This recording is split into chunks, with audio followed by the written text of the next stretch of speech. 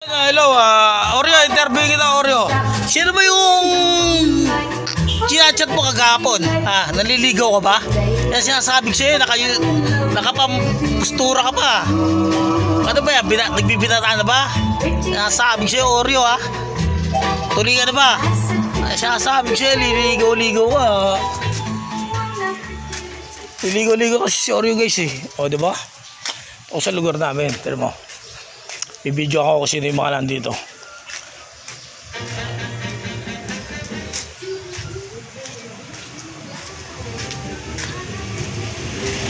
May mga sasakyan pa.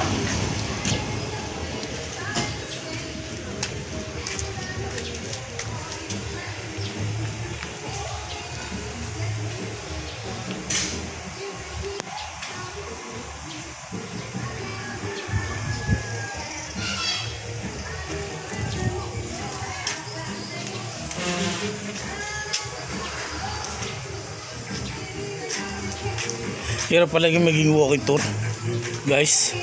Mauga, oh. Sa totoo lang, pag dyan, umakit ka dyan, huwag mo lang isipin na magkakilala pa tayo. Okay. Hello, narinig nyo ba? Dito ako sa Unabat, eh. Diba? Yung mga paborito nyo, diba? YouTuber, mga ganyan tugtugan. Sasabi ko sa inyo, eh. Diba, binidyo ako yung kasi dito sa lugar namin, sino-sino yung mga umistambay ng mga sasakyan dyan. Kaya binibidyo ako lahat ng mga sasakyan pupunta rito, eh. Sa tapat namin, ewan ko kanina yan. Diba, mamaya may mga kartnaper na pinaparada ko saan yung mga sasakyan, diba?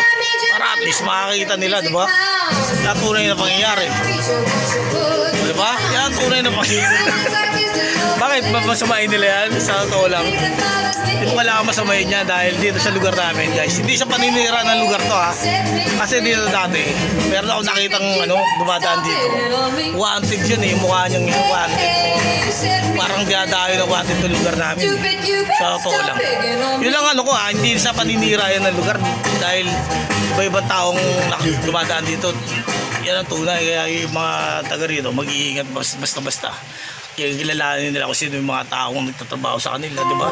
Ingat nila NBI, police clearance, barangay clearance, no, di ba? Yan ang tunay. Hindi pasok ko lang ng pasok kung sino recommend lang na recommend, eh. Mamaya maipasok nyo, criminal pala, o kaya nakapatay na tao, di ba? Yan ang tunay. O, di ba? Magagaling lang naman dito yung mga wanted, eh. O, di ba? Magalit sila sa amin, armalite ako.